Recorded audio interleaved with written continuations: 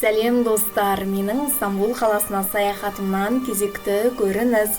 Стамбул көшелерінен түрік елінің туын көп кездестіруге болады. Стамбул көшелеріндегі дәмханалар өте таза. Қара теңіздің балықтарының барлық түрін кездестіре аласыз. Балықтардың әр түрінен тапсырыс беруге болады. Және атақты түрік шайы. Түрік шайын ең көп қолданатын ел ол Бельгия.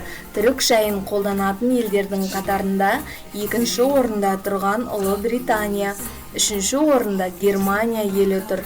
Балықтың түрлері маусымға байланысты ауысып отырады. Мысалы, қыс айында хамса балығы өте көп болады, ал жазда сардин балықтарынан дәм ауысти аласыз. Және міндетті түрде түрік кофесі. Түрік кофесінің дәмі араб кофесінің дәміне қатты ұқсайды. Міндетті түрде дәмін көріңіздер, сіздерге ұнайды деген сенімдемін. Түрік кофесінің тарихы 16 ғасырда ұлы Сұлтан Сүлейменнің билігі дәуірінен бастау алады.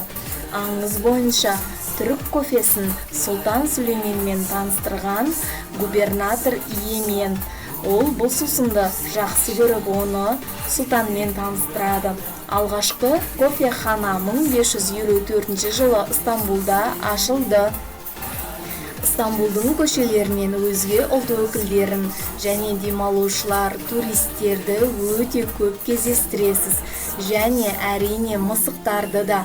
Стамбулды мысықтар қаласы десе де болады.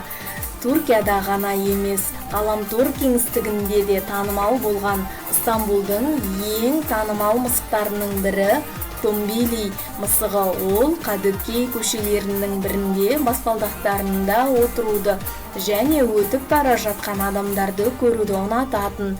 2016 жылы қайтыс болған Томбили мысығына өзінің әдеттегі күйінде отыратын ескерткіш жасау туралы шешім қабылданды.